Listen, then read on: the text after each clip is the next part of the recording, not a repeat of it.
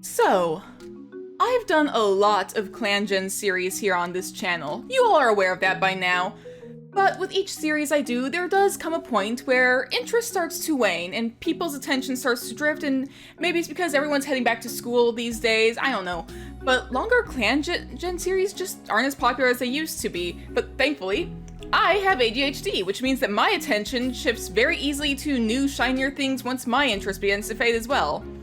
Actually, maybe that's not so thankfully, but regardless, I have actually recently been eyeing up a number of mods and challenges for a while that I've been wanting to try. So everybody, welcome to the Ecoregion challenge. Now, you may not know what the Ecoregion challenge is, you may never have heard of it, that's alright. This is a world building challenge, actually, that was made for the base ClanGen game by Griff. It is not a mod. This is something that you will have to actually kind of do yourself. But this is a world building challenge. So basically, the gist is that like you are going to be taking different prompts and questions and trying to like build the story as you go along. And as somebody who happens to like world building, that's kind of my whole thing. Now, the challenge itself is on a Google Doc. I have it displayed partially here, and I'm gonna put the link to the document below as well as a link to the actual challenge itself. And the thing is, as you go through the actual setup, you're supposed to actually ping Griff on Discord for like a world building prompt based on what you've rolled. I'll probably do that behind the scenes after the episode, but if he doesn't respond, I can also still try and get my own creative juices flowing. And I've looked at some of the prompts and there's some pretty interesting stuff. It does get pretty eldritch, which if you know anything about me, you know I love that. And the challenge is as follows. This challenge is world building focused and intended to be used as a starting point. You and your clan were transported by the Beast, a hulking cattish creature covered whisker to tail tip by glittering scales. Their wings, leathery and iridescent, could blanket your entire clan. Their horns curl around their tattered ears, which sounds very much like a dragon to me, and I'm very much a dragon enjoyer myself, but regardless. They are kind though, considerate. The Beast does not want you to die, like you would if you stayed, and so they moved you and your fellow folk to the Patchworks, a strange place that does not follow the natural pattern of living. Things exist here that are not of this time, and not of your knowledge. And the rules are that before you start your clan, you have to roll for a biome, using a number 1 through 24, and I actually have random.org ready to go, just so I can have that when I need it. After rolling for your biome, you roll for an ecoregion, and if you look down here, like, all the different biomes have a different number that you will, like, go through and select that have a different ecoregion as well. So, like, if you roll for taiga, then it says, like, well, what kind of taiga? Is it an East Siberian taiga? Is it a birch forest? Is it meadows? Is it a shield taiga? Or, like, if you go to the wetlands, is it an estuary, a fen, a lake, a lagoon, a peat bog, a marsh? All sorts of things. There's all sorts of different things you can roll for. It's really interesting. So, if that's the kind of thing you like, then this challenge is probably for you. Then after that, you roll a 1 through 6 and determines where your guide is. Is your guide in Starclan, the Dark Forest? Are they lost? Cats must be exiled when elder, or when you think they will die. The guide does not exist. Your clan does not believe in an afterlife. The guide is something else. Your clan believes in a god or gods. Or the guide is something odd. Your clan is aware of something unseemly. In which case you send the guide to the Dark Forest, and every 30 moons flip a coin for the first 3 cats in Dark Forest. If heads, they escape to Starclan. There's something really interesting that you could get so many different ideas for world building from this. And does say, like, once you've rolled for all of this stuff, then you ping Griff, and they'll give you a world building prompt based on what you roll. He will also provide replacement terms for common non-cat encounters if the animal does not fit. And every 50 moons, now I don't think I'm gonna get to 50 moons in this, but every 50 moons, then you answer a world building question listed below. You can also just answer them when you want. The gap is for building. And honestly, this is gonna be a mini-series. This series isn't gonna last very long. It really depends on how long you all want to go. You all want this series to go and how long I'm willing to do this series as well. But like, you have a whole bunch of world building questions down here, like, what is the territory like? What is the most defining thing about the mindset and philosophy of each clan? What does a typical cat look like from each clan? Do any of the clans have special ranks, official or unofficial? What are your clan's camps like, etc., etc.? There's so many different questions that you can go through. And you use that to kind of help to like do some writing and world building. It's really cool. And then you can also roll a biome and ecoregion for neighboring clans. If it's a repeat, then you re-roll. And it is optional to do the world building for neighboring clans. But you could if you want to, if that's really what you want to do. And like I said, I don't think we're going to be getting through all 50 moons, let alone like 100 or...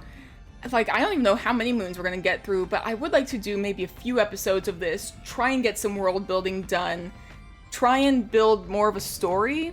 So this series is going to be less me clicking through each of the cats and more me trying to take what we have based on the region and use that to kind of like try and build a story more so than clicking through each cat, seeing what happens for the day.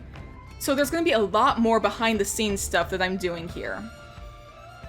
But before I even get started, like, the thing is, as a storyteller, I want to play around with like speculating on a lot of those questions. I really want to like try and get into the world building of this, because storytelling is something that I enjoy and I would love to get my creative muscles flowing a little bit.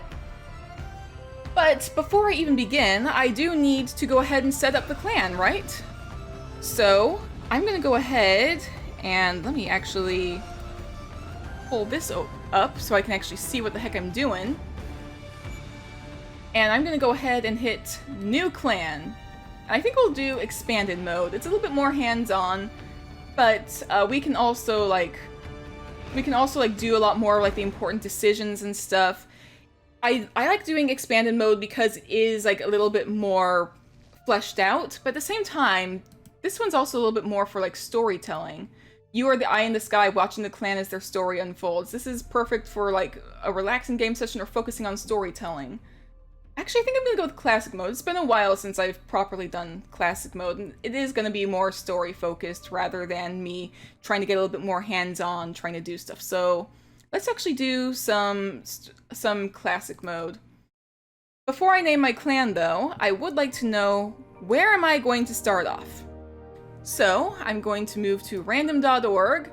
You can kind of barely see it over here, but I have the generator up here. And I'm just gonna I have it like ready to do like a random number 1 through 24. I did like hit it a couple times just to kind of... anyways, let's go ahead and generate a number. 17. Okay, 17 is, if I scroll down through here, structures. Okay, and then it's 1 through 10. So that's like ruins, castle, manor, abandoned house. That's interesting. I don't think that I have much in the... I don't think that there's many backgrounds for ClanGen where this would, like, work. At least not yet. But I could try and make something work. So let me go ahead and grab myself a D10, because I happen to play D&D, and I have a D10 on hand. I'm gonna go ahead and roll. A 7. Okay, and that is the seastead. Okay, I could probably use the shipwreck for that. That could work. So we have the seastead. And then 1 through 6. We need to, like, we'll see where the guide is, and I'll pull myself up a D6. I like using actual dice. Personally, as a D&D player, I like to have a little bit more hands-on stuff. Like, most of the time when I play D&D, it's online. But because I'm playing a wild magic sorcerer, I kind of like being able to, like, roll on my own for, like, the wild magic stuff that happens, because it's a lot more chaotic, it's fun. Anyways, D6. 4.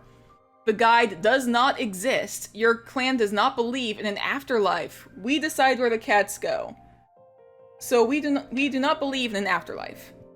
So that also means that if we get any patrols related to Star Clan or any spirits that may be around or whatever, we're not going to be paying attention to that. So I'm gonna actually make a note of all those in my notes, because I do keep notes whenever I'm doing stuff. So we are living in a structure in a seaside, what was it? If I scroll down, Seastead.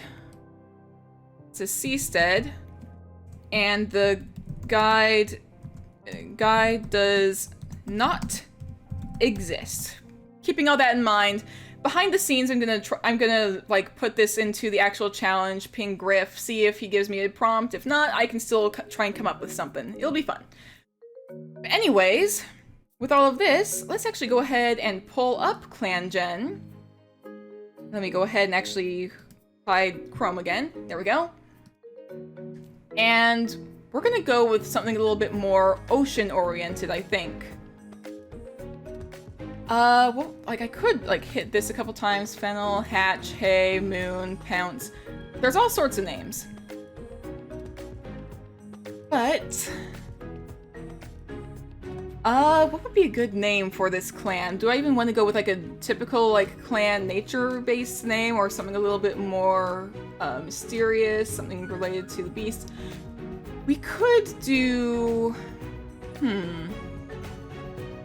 Let's go Shell Clan, actually. I want to do Shell Clan. I like the idea of calling them Shell Clan, or maybe not. I feel like I've seen a series in ClanGen that has a Shell Clan. I don't do a lot with ocean stuff. I'm not good with water. I'm not sure if I'd call it a phobia, but I will not go anywhere deep enough for me to put my head underwater.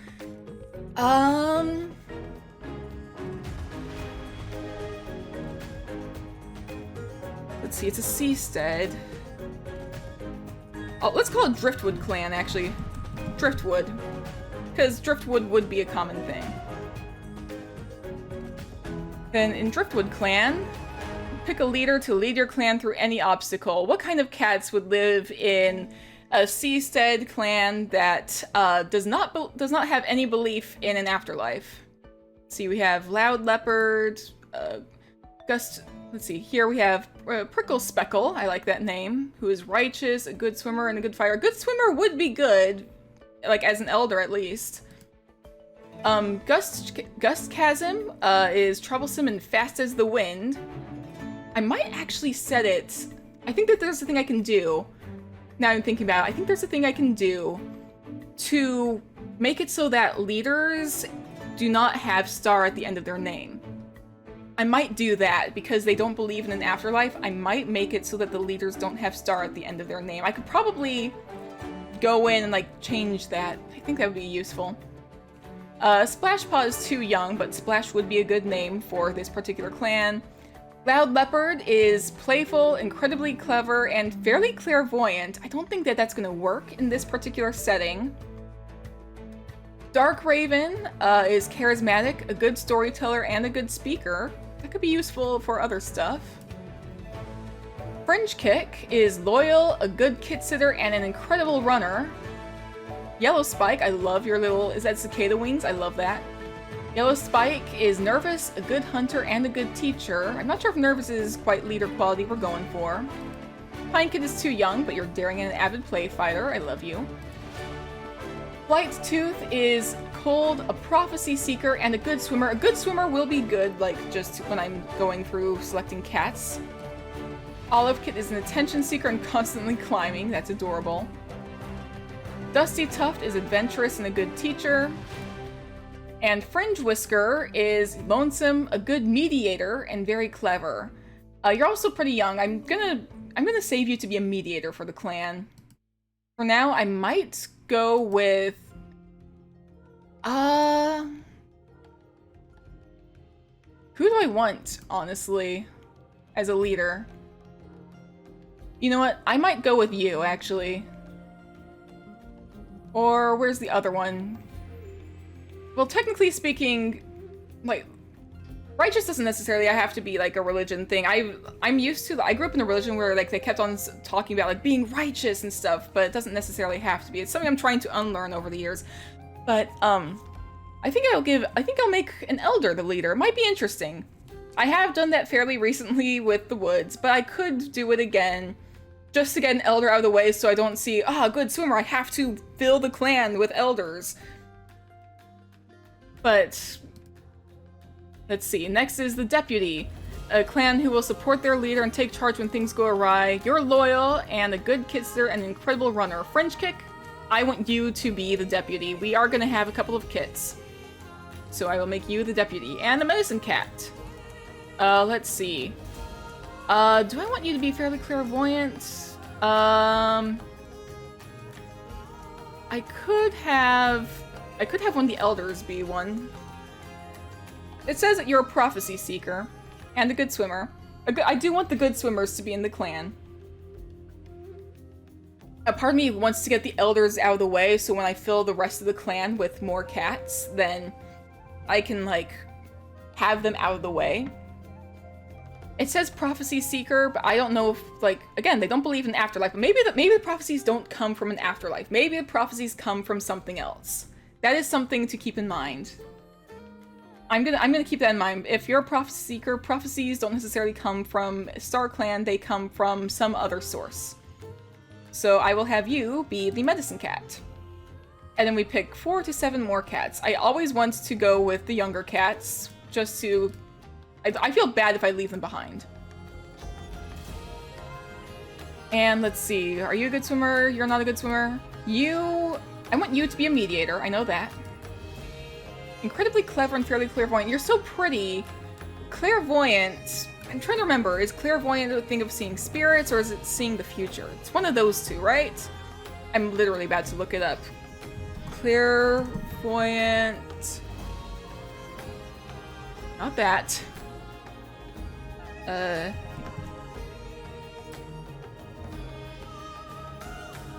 Clairvoyance definition. Sorry, person who has the supernatural ability to perceive events in the future or beyond. Okay. Being able to see the future. Okay. I kind of like that. I think I'll go with you. And I do want you. And I want you. Sorry to the other 2 elders, but I'm going to be trying to fill in the clan as best I can with what I have. So, let's go ahead and move on to the next step. We are doing a seaside. We are going to be doing a seastead. This is the closest I have to a seastead, which is a shipwreck. Technically speaking, I would not be surprised if shipwreck was its own thing, but I don't see one. There's nothing I can do. So this is the closest we've got to a seastead.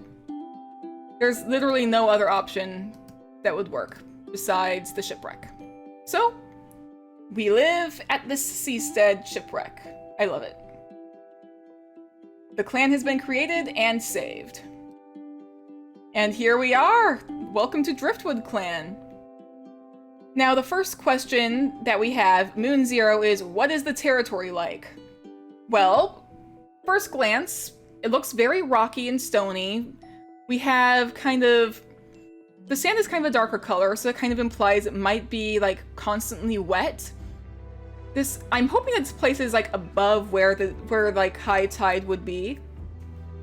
I kind of wonder if, like, there's, like, some hidden areas within the shipwreck that we can kind of hang out in. And it looks like not just one shipwreck. It looks like there's, like, this might be a ship graveyard. That's the thing. This could be, like, an actual ship graveyard, but it's a seastead. And a seastead kind of makes me think, like, more of, like, a beachfront property? Maybe this place used to be, like, a dock or something? Maybe this place, like, used to be owned by humans. Maybe this place used to be owned by Two Legs. And I'm sorry, I'm gonna be rambling a little bit as I'm trying to come up with ideas here. Maybe this was owned by Two Legs. Maybe this place was run by, like, some sort of medieval town where, like, they had, like, that was along the coast and they had, like, ships coming in. Something happened, like, D&D level, apocalyptic, whatever happened. Town gets destroyed, but now, like, all the ships are, like, crashed on the shore here. Maybe if you go a little bit away from the camp, like, you'll see, like, the ruins of, like, the two-leg place that used to be here. You'll be able to, like, see, like, some of the, like, whatever remains of, like, trails that led out. Maybe there's, like, some old statue that's, like, over, like, on a cliff. I kind of like the idea. Like, right now I'm thinking of Nicodranus. In my mind, I'm just thinking of Nicodranus from Critical Role. If you haven't heard of Nicodranus, There might be, I'm gonna actually like look up some pictures of Nicodranus, see if I can pull them up. Nicodranus. Locations, or images. Why did I hit locations? It's a fake place.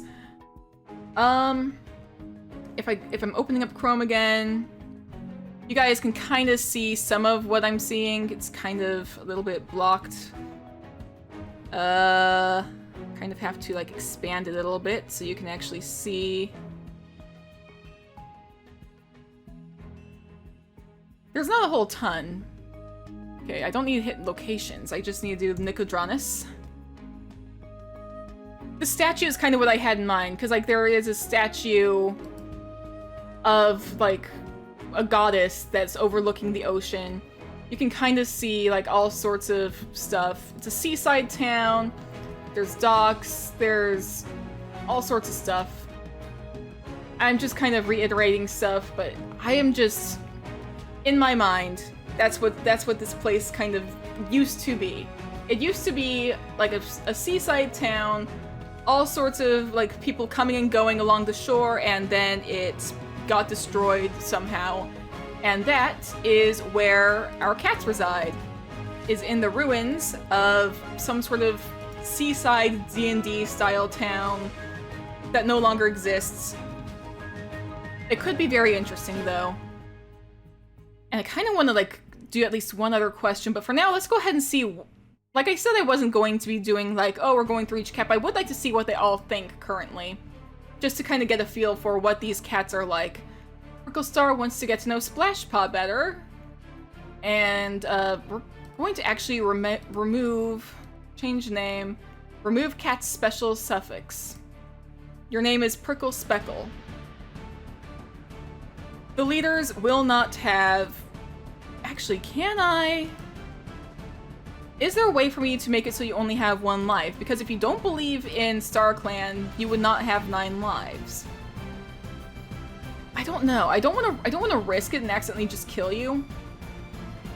But if something happens and Prickle Speckle loses 1 life, we're gonna just remove all the rest of Prickle Speckle's lives, and that's it. Prickle Speckle only has 1 life. That is what I'm going to say. Fringe Kick can't believe they overslept today. I mean, I'm gonna imagine that this region is very sunny as well. On top of being like in the middle of like some like the ruins of some old seaside town. It's also like a very sunny region, which is part of the reason like maybe they had a lot of like commerce coming in. That's the reason they had this whole dock set up. That's the reason that everybody would keep coming and going. It's a very sunny area. It's very like, it's like probably like the kind of place where people like will take like a midday nap. And if with cats, of course they would. Of course they're gonna oversleep because it's like just a very nice place. Like of course. Flight Tooth wants to get to know Prickle Speckle better. You're not going to be I don't know, prophecies probably will not come from StarClan. I have to remind myself of all of this as I'm going through. The prophecies will probably come from some other source. Not necessarily StarClan. Not necessarily any sort of afterlife-related thing. Who knows? Well, I'm gonna try and come up with something for that. Loud Leopard tries to set a good example for younger cats. Gus Chasm is grateful to Flight Tooth for their treatment. Yellow Spike plans to visit the healer. Fringe Whisker is relaxing in camp. Splashpaw wonders how Fringe Whisker is doing. Olive Kit wishes other cats would stop babying them. Kits are kits no matter what. I do love the little sea star. All of them have a little sea star next to them, but it's adorable. And Pine Kit is sneaking into the leader's nest. Oh dear. Pine Kit, you are adorable. Olive Kit, you are adorable. I love these little kits already. But regardless, things seem to be going okay. What kind of stuff will happen on the patrol? I'm just gonna do a quick patrol, see what happens, get a feel for what these cats are like, what they do, what happens. Just putting 3 random cats on patrol. I don't even get to choose the type of patrol either. Just random patrol and go. Flight Tooth is on a mission to find lungwort now that New Leaf is here. As the only reliable cure for yellow cough, they're determined that Driftwood Clan replenish their stocks of it. They take along a warrior escort to help. Alright, sounds like a good idea. It takes them all day, but eventually, finally, Flight Tooth spots the speckled leaves they've been looking for, so crucial to replenishing the clan's stores after the long leaf bear. For just a second, they feel the weight of their responsibilities lift, the strength of that relief catching them off guard. Good, good, good. Glad that you're doing well. Another patrol. As the patrol passes along the sand between the waves and some rock pools, they find one of the oddest things any of them have ever seen. A huge octopus on land. It's clearly trying to head for the ocean. Oh my goodness, it's an octopus! Okay, go ahead and catch it. Splashpaw pounces, trying to end the weird encounter quickly, but a tentacle grabs him and hauls him closer, revealing a massive hooked beak. With Splashpaw yowling and wriggling and a complete lack of bones to hold itself up, the octopus only manages to take a small chunk out of them, but it's enough to make the patrol back off. Ooh, Splashpaw, I hope you're okay. And Prickle Speckle and Loud Leopard. As the two of them wander across the beach with only the stars to light their way, they notice sparkles of light where the waves break upon the shore. Oh? They continue on their way, not stopping to see I thought I hit proceed! They're not stopping to see the sights? Oh well. I do wonder what those pinpricks of light were. It could just be like the stars reflecting off of the ocean, or it could be, I was again thinking of Critical Role. There's a scene where Jester and Ford look out over the ocean. There's like glowing jellyfish under the water, which was like super cool. But anyways, those are just some ideas. I am going to try and like look at some of the other questions. How many other questions are there? There's 1, 2, 3, 4, 5, 6, 7, 8, 9, 10, 11, 12, 13, 14. I'm gonna roll for between the next 12 questions actually and try and answer one more before I wrap up this particular episode. I know that there's not a whole lot I'm doing right now. It's a lot less me playing the game and a lot more me trying to create a story. But that is what the purpose of this challenge is. It's a lot less what are the cats doing, and a lot more what kind of life do they live, what is this world like, etc. And so what happens right now is, what question am I going to answer to try and determine stuff? 6. So starting from Moon 1, 2, 3, 4, 5, 6. So the question for Moon 300 is, what is taught and what is tested for graduation? From Kid to Apprentice and Apprentice to other role. For Kid to Apprentice, I think that they would probably want to make sure that the kits actually know how to swim. Because in a place like this, by the edge of the shore, they'll probably want to make sure that the kits at least know the basics of how to swim, how to be able to tell when high tide is coming in. They'll probably want to make sure that that's something important for the kids, because knowing kids, they will try to sneak out of camp, try and go and explore outside. But if they go too far out and the tide starts coming in, they don't know their way back, that's dangerous. So they gotta tell the kids. They'll probably bring them to the edge of camp and say, all right, now you gotta pay attention, because as you can see, earlier this morning, the water was down there, and now it's up here, a little bit closer to the rocks. You gotta be careful how, make sure the sun's at this point in the sky when you're looking out. So before a kid can become an apprentice, they gotta make sure that much, at least, is driven into them, knowing when high tide and low tide is. As for apprentices to whatever rank they become, I think that, a lot of it's gonna be, the basics of, hunting and fighting, maybe fishing as well. I don't know how many clans there are. I'm probably gonna do clans separately if they pop up during patrols. Because the thing is, the world is a bit of a patchwork, is the thing. Right now, our little shoreline is kind of one small patchwork among many. Who knows what any of the other territories are, because that is what the rules said. Our territory is just one of many. But in addition, in order for you to become a warrior, in addition to the basics, I think you'd have to learn some fishing. I think, because of where they are located, maybe they would have to learn, the complete... In addition to, the basics, they probably have to learn the basic layout of, what each of the wrecked ships, what they're good for in terms of resources that they might be able to use. Maybe there's something within the... Maybe there's some sort of tools like in the ruins of the actual town itself that could be useful as well. I kind of think they might want to learn the layout of the old town as well. I kind of really like this idea, honestly. I don't know. What do they all learn? What do you learn?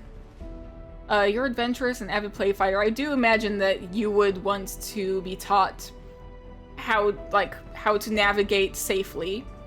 Climbing seems like it'd be important because like you've got like all sorts of like old wood, stones that would probably be very slippery when like they get pretty slick and wet.